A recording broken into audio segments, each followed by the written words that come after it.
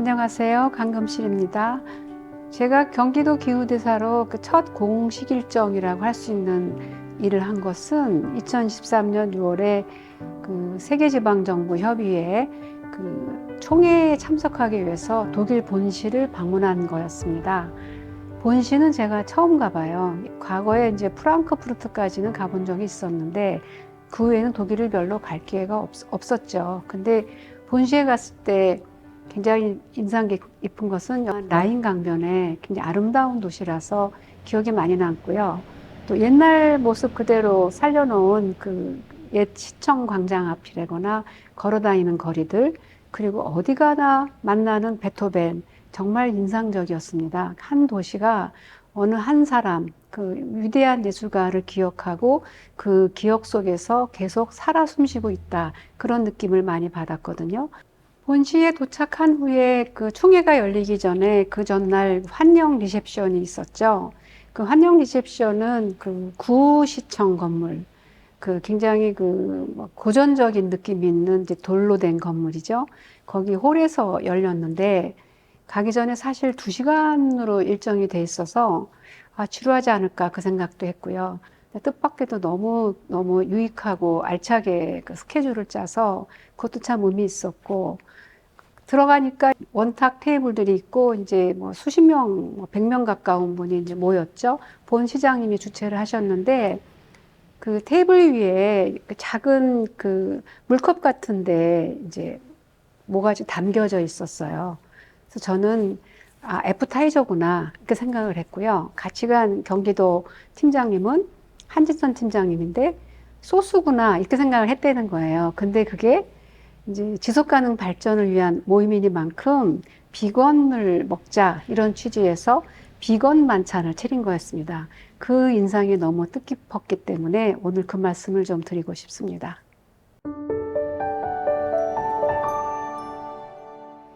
우리나라에서도 그 젊은 세대들을 중심으로 이제 비건 문화가 굉장히 많이 이제 좀 퍼지고 있죠.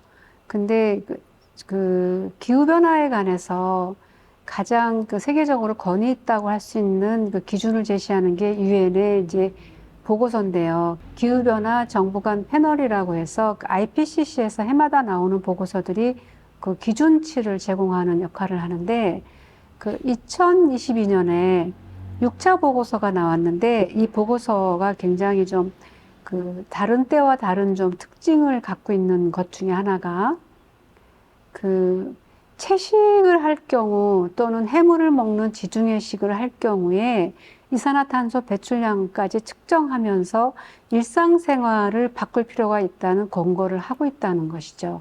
그래서 이제 달걀 또는 이제 우유 제품도 안 먹는 완전 채식을 할 경우에는 1인당 연간 0.4 내지 2.1톤의 이산화탄소를 줄일 수 있다. 우리나라의 이제 이산화탄소량이 2019년 기준으로 1인당 13.6톤쯤 된다는 거거든요. 그러니까 꽤 많이 줄인다는 얘기가 되겠죠. 그리고 이제 지중해식을 할 경우, 그러니까 또 통곡물 먹을 경우 생선, 뭐 견과류 이런 거를 먹을 때도 연간 0.1 내지 2톤의 이산화탄소를 줄일 수 있다.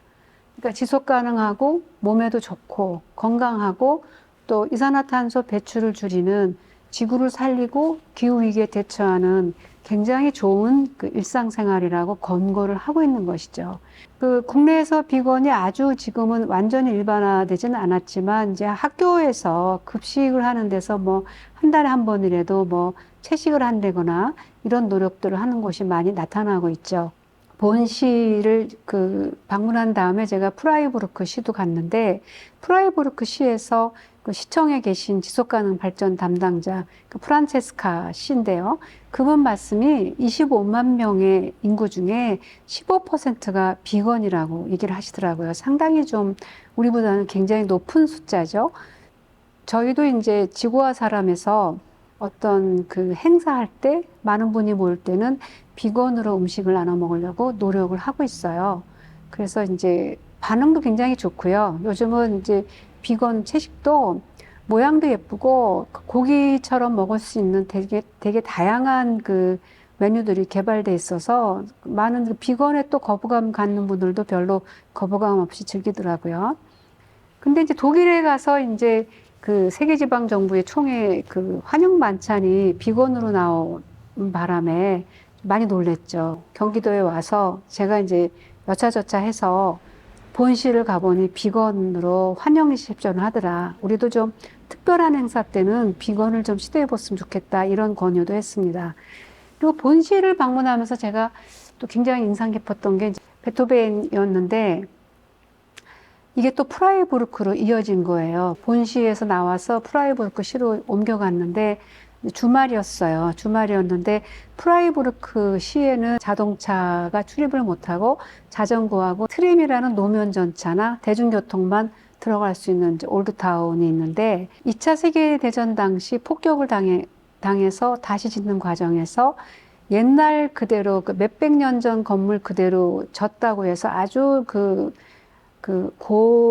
고풍스러운 그 타운이고 계속 다 걸어 다닐 수 있게 돼 있는 곳인데 거기에 이제 한가운데 광장에 프라이부르크 대성당이 있어요. 근데 2차 대전 때 이 성당만 폭격을 안 당했다고 프라이부르크 사시는 분들이 그 유래를 좀 설명해 주시는데 이 광장이 굉장히 인상 깊은 게 아침에 그 지역 농민들이 유기농 그 채소나 과일을 갖고 오고 빵, 소세지 이런 거를 다 이렇게 시장을 여는 것이죠. 그래서 많은 분들이 와서 그 사기도 하고 먹기도 하고 그런 문화가 형성돼 있었어요.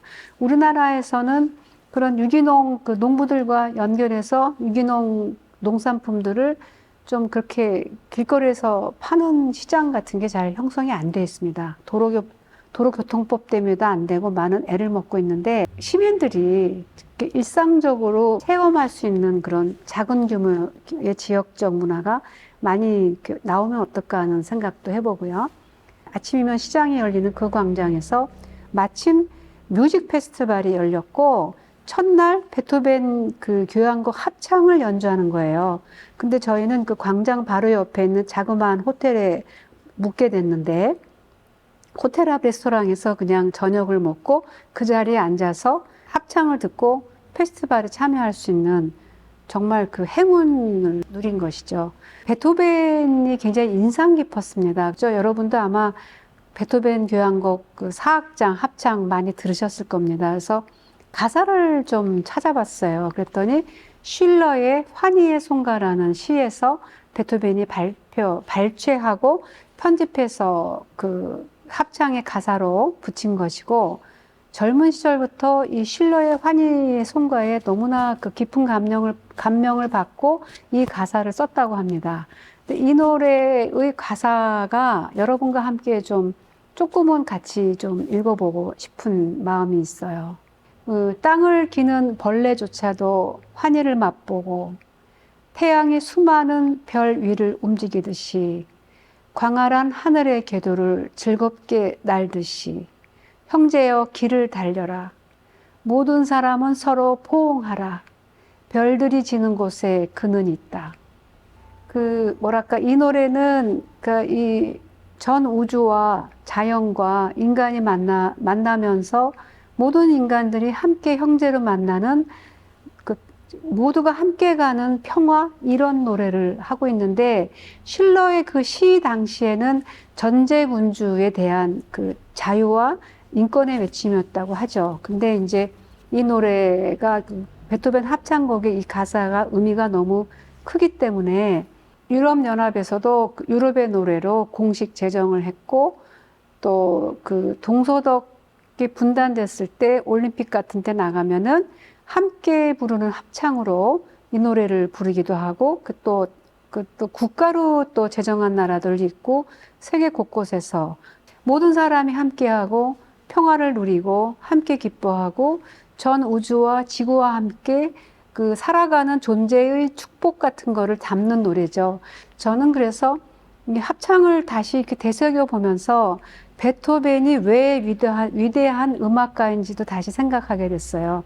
그분의 세계관이라고 할까요? 그분의 가치관이 이 합창의 가사에 담겨 있는 것이고 기후대사로 그 회의 참석하면서 그 첫 얘기를 여러분에게 비건과 베토벤의 환희의 송가, 실러의 시를 베토벤이 합창에 붙여 만든 그 노래를 했는데, 좀 주변적인 얘기죠. 그렇지만은 이런 감각으로 오는, 또는 그 마음의 감동으로 오는 음악이나 그 음식을 통해서 저는 시대의 분위기를 좀 다시 좀 체험하면서 베토벤이 살았던 때는 어땠을까? 그리고 이제 우리가 이렇게 비건하려고 애쓰는 이 시대는 의미가 뭘까? 이런 생각을 다시 해보게 됐어요. 그 기후변화가 평균 기온을 넘어간 시점을 보통 1987년 전후로 보고 있습니다. 그리고 베토벤이 살았던 시대는 그 19세기 전반에 영국에서 산업혁명이 막 일어났을 때지만 이 합창이 이 교향곡 오케스트라로 막 초연되던 그 당시가 독일에는 아직 전달되지 않은 그런 분위기였다고 해요. 그 사람들이 그럼에도 불구하고 또 인류애를 노래하고 멋있게 살았잖아요. 괴테의 시대이기도 했고요. 기후변화도 없고 그런 지금의 산업 문명이 없었던 그 베토벤의 시대와 지금 이 시대를 연결해서 한번 생각을 해보게 됐습니다. 여러분도 저의 좀 이렇게 주변적인 얘기지만 지금 우리가 비건이라는 채식을 해야 되는 의미, 또 베토벤 시대는 기후변화도 없고 여러 가지 또 그 에너지도 아직 그 화석연료, 석유 에너지 쓰기도 전인데 이렇게 멋있게 살았구나 이런 생각을 해보면서 저는 이제 그런 습관이 좀 생겼어요. 기후변화 공부를 하면서 1987년 전후해서 기온이 평균을 넘어갔다고 한다면 1980년대 초에 어땠지? 그때도 참 살만했는데 꼭 여기까지 왔어야 되나? 근데 안 올 수도 없었고 이런 이제 시대적인 고민을 소급해서 해보는 것이죠. 여러분에게 좀 그 의미가 전달되는지 재미가 있었는지는 좀 걱정이 되지만 기후대사 첫 출장의 그 감각과 가슴으로 감동을 받았던 그 얘기부터 먼저 풀어봤습니다. 감사합니다.